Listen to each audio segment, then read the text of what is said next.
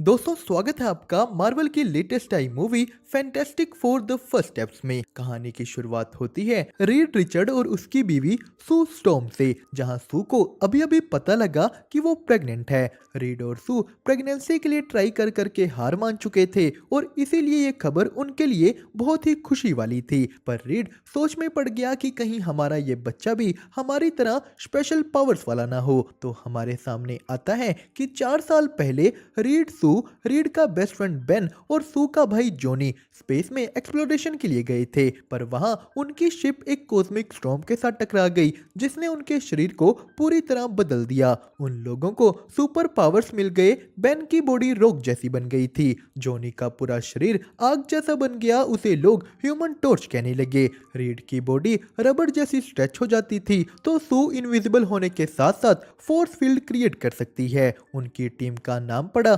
Fantastic four. उन लोगों ने दुनिया को कई खतरों से बचाया। रीड एक बहुत ही इंटेलिजेंट साइंटिस्ट था, तो सू पॉलिटिकली सारी कंट्रीज को साथ ला दुनिया में शांति लाने की कोशिश कर रही है। उसने अंडरग्राउंड वर्ल्ड के लीडर हार्वी के साथ भी समझौता कर लिया। पूरी दुनिया फैंटास्टिक फोर से प्यार करती है। तो अभी इस वक्त जॉनी और बेन डिनर के लिए रीड और सू का वेट कर रहे थे, जो पहली बार संडे डिनर के लिए लेट हो गई हैं। बेन सू और रीड का चेहरा देखकर ही समझ गया कि सू प्रेग्नेंट है। सब लोग सेलिब्रेट करने लगे। पूरी दुनिया को भी ये खबर दे दी जाती है। उनके पूरे घर को बेबी प्रूफ कर दिया गया। सब लोग यही सोच रहे हैं कि क्या बेबी के पास भी सुपर पावर्स होंगी। रीड इसी चीज की रिसर्च कर रहा है, तो इसी के साथ साथ उन्हें स्पेस से कई नई ट्रांसमिशंस मिल रही थी। रीड टेलीपोर्टेशन पर भी रिसर्च कर रहा है। वो एक अंडे को टेलीपोर्ट कर पा रहा था, पर इसके लिए बहुत ही ज्यादा एनर्जी लग रही थी। जिसके बाद जोनी स्पेस से आई ट्रांसमिशन सुनने लगा।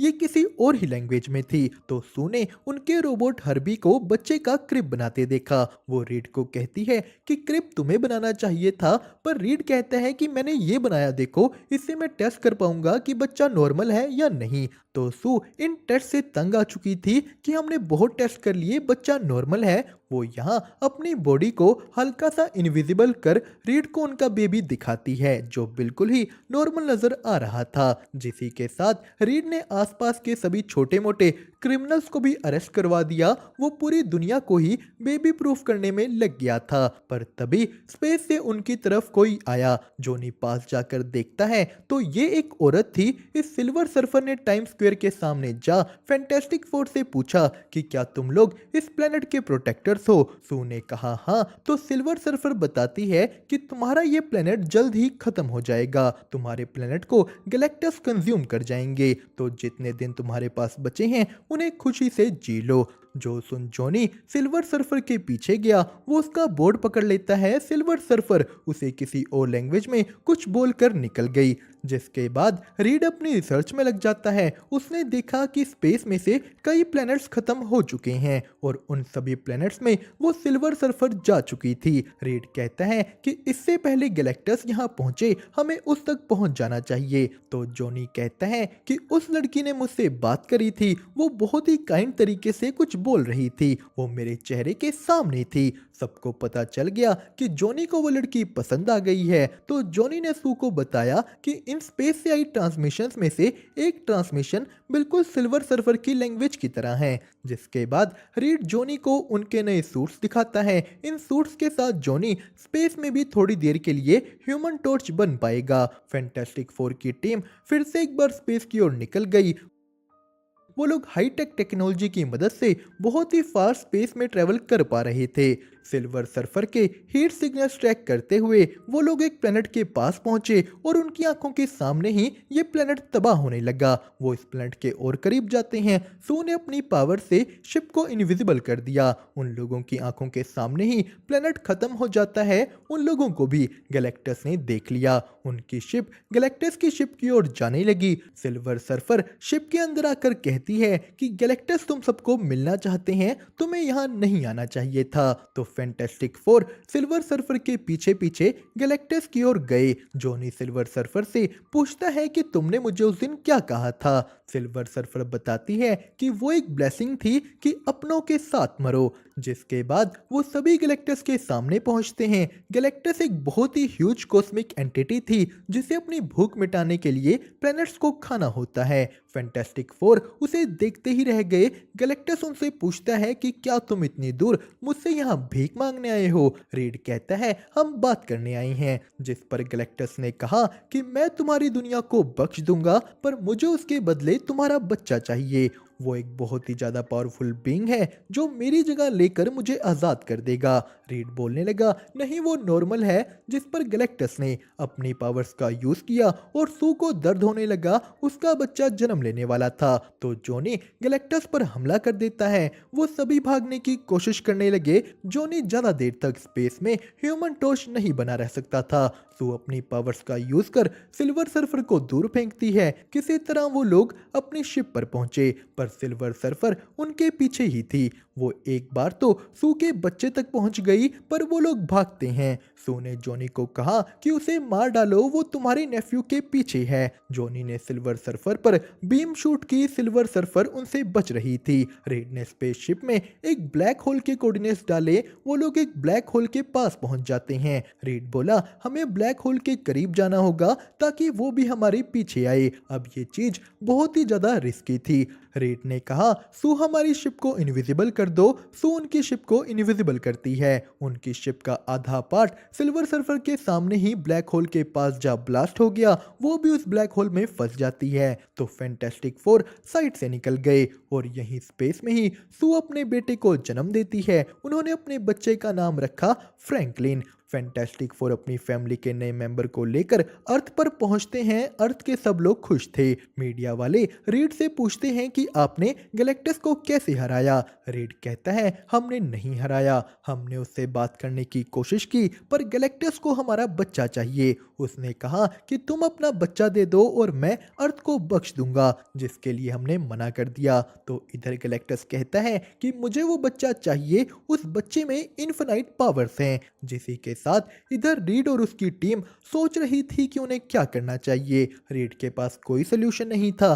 गैलेक्टस उनकी इमेजिनेशन से भी ज्यादा ताकतवर है। रीड डर रहा था कि पहली बार मेरे पास किसी चीज का सोल्यूशन नहीं है। तो जॉनी ने सू को सिल्वर सर्फर और उसकी कन्वर्सेशन की रिकॉर्डिंग दिखाई। वो कहता है कि अब मेरे पास एक लाइन का मतलब है मतलब मैं बाकी मैसेज को भी डिकोड कर सकता हूँ। तो इसी के साथ पूरी धरती डरी हुई थी। लोग फैंटास्टिक फोर के खिलाफ हो गए हैं कि क्या वो अपना बच्चा नहीं दे सकते। उनकी बिल्डिंग के बाहर लोगों की भीड़ लग गई थी। रीड कहता है कि लोग हमसे नफरत कर रहे हैं और वो सही भी हैं क्योंकि हमारे पास कोई प्लान नहीं है। उनको इस टाइम बस इस चीज का एक ही सोल्यूशन दिख रहा है। जो सुन सू गुस्सा हो गई कि तुम क्या बोल रहे हो। वो रोते फ्रैंकलिन को चुप कराती है। सू ने कहा कि मुझे पता है कि तुम्हारे दिमाग में क्या चल रहा है। रीड बोला नहीं मैं अपने बेटे को गैलेक्टस को कभी नहीं दूंगा। मेरा काम सोचना है। मैं बुरी बुरी चीजें सोचता हूँ ताकि उनका सोल्यूशन निकाल सकूं। रीड कहता है कि मैं सब ठीक कर दूंगा। तो सू फ्रैंकलिन को ले लोगों के बीच पहुंच गई कि ये मेरा बेटा है फ्रैंकलिन। सू ने कहा कि मेरी मॉम हमेशा कहती थी कि सू मैं तुम्हारे लिए जमीन आसमान दोनों को हिला दूंगी और वो ही मैं अपने बच्चे के लिए करूंगी। सू ने कहा कि मैं इस प्लेनेट के लिए अपने बच्चे को सेक्रीफाइस नहीं करूंगी और ना ही मैं अपने बच्चे के लिए इस प्लेनेट को सेक्रीफाइस करूंगी। हम लड़ेंगे। हम एक परिवार बनकर लड़ेंगे। तो सू की उस जमीन आसमान हिलाने वाली बात से रीड को एक आइडिया आया। वो कहता है कि हम अपनी अर्थ को ही एक ऐसी जगह मूव कर देंगे जहां गैलेक्टस नहीं आ सकता। रीड यहाँ उस अंडे की तरह पूरी अर्थ को मूव करने की बात कर रहा है। वो ऐसा करके अर्थ को इतनी दूर ले जाएगा जहां तक गैलेक्टस लाखों सालों तक नहीं आ सकता। तो इस चीज के लिए उन्होंने पूरी अर्थ में बड़े बड़े टावर्स बनाने शुरू कर दिए। उन्हें ये काम करने के लिए बहुत ज्यादा एनर्जी चाहिए थी। तो पूरी दुनिया में एनर्जी सेव करने के लिए लॉकडाउन लगने शुरू हो गए। जिसी के साथ रीड फ्रैंकलिन से बात करने लगा कि मैं तुम्हारे बारे कुछ नहीं जानता और अब मैं जानने की कोशिश भी नहीं करूंगा। तुम खुद ही मुझे सब बता देना। इधर जॉनी सिल्वर सर्फर की लैंग्वेज डिकोड करने में लगा था। तो पूरी अर्थ को मूव करने का दिन आ गया। वो लोग सभी टावर्स को ऑन कर देते हैं। काउंटडाउन शुरू हुआ पर तभी वहां एंट्री हो जाती है सिल्वर सर्फर की। उसने एक एक कर सभी टावर्स डिस्ट्रॉय करने शुरू कर दिए, यानी फैंटास्टिक फोर का मिशन खराब हो गया। तो जॉनी सिल्वर सर्फर का सामना करता है। उसने सारी जगह उसकी लैंग्वेज के मैसेज चला दिए। इस मैसेज में सिल्वर सर्फर का नाम लिया जा रहा था शालाबाल। जॉनी शालाबाल से उसकी लैंग्वेज में बात करता है। उसे शालाबाल के बारे पता लग गया था कि वो एक साइंटिस्ट के प्लेनेट से आती है, और जब गैलेक्टस उसके प्लेनेट को कंज्यूम करने आया, शालाबाल ने अपने प्लेनेट को बचाने के लिए गैलेक्टस की गुलामी करनी शुरू कर दी। और इन ट्रांसमिशंस में उसके प्लेनेट के लोग उसे थैंक यू कह रहे हैं, पर बाकी के प्लेनेट से बस दर्द भरी चीखें सुनाई दे रही थी। शालाबाल ये सब नहीं सुन पाती, वो ऊपर उड़ गई तो जॉनी उसके पीछे आया। वो कहता है कि ये मेरा प्लेनेट है और मैं भी इसे तुम्हारी तरह बचाऊंगा। जॉनी कहता है फ्रैंकलिन की जगह मुझे ले जाओ। शालाबाल कहती है ऐसा नहीं हो सकता।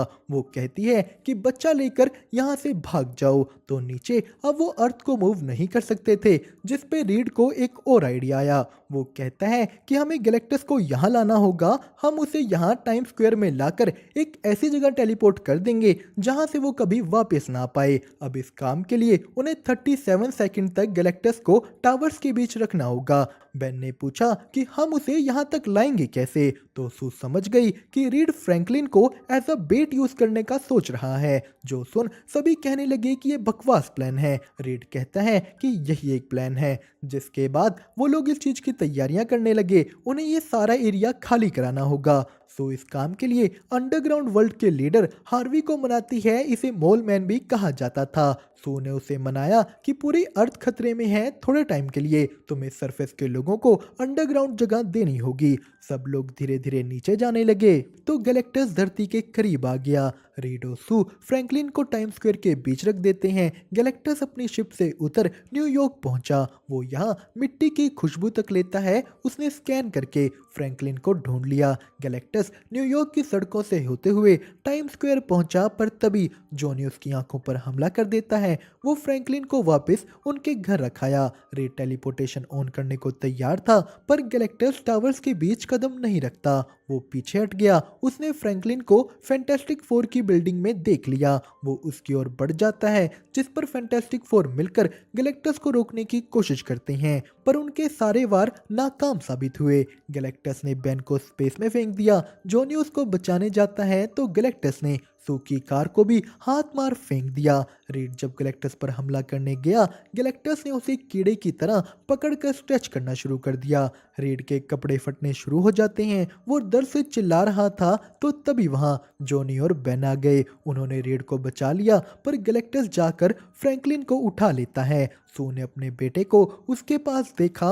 वो अपनी पूरी पावर्स का यूज कर गैलेक्टस को रोकने में लग गई। अब सू अपने बच्चे को बचाने के लिए अपनी लिमिट से भी ज्यादा पावर यूज कर रही थी। वो गैलेक्टस को धकेल कर टाइम स्क्वायर के बीच ले आती है। रीड सू को रुकने को कह रहा था। सू ने कहा मेरे बच्चे को बचाओ। उसे अपने बेटे के आगे कुछ नहीं दिख रहा। बेन एक बिल्डिंग तोड़ गैलेक्टस का बैलेंस बिगाड़ता है। जॉनी ने मशीन ऑन की तो रीड फ्रैंकलिन को बचाता है। सू ने अपनी पूरी ताकत लगा डाली। वो मरने वाली थी, पर अभी भी गैलेक्टस टेलीपोर्ट नहीं हुआ, जिस पर जॉनी अपने आप को सेक्रीफाइस करने वाला था, पर शालाबाल उसकी जगह ले गैलेक्टस को धक्का मार उसके साथ टेलीपोर्ट हो गई। तो सब लोग भागकर सू के पास गए। वो मर चुकी है। रीड ने उसे सीपीआर देने की कोशिश की, कुछ भी काम नहीं करता। बेन रीड को रोकता है कि कोई फायदा नहीं। फ्रैंकलिन भी रोने लगा। रीड उसे सू के ऊपर बिठा देता है तो यही हमारे सामने आई फ्रैंकलिन की पावर्स। उसने सू को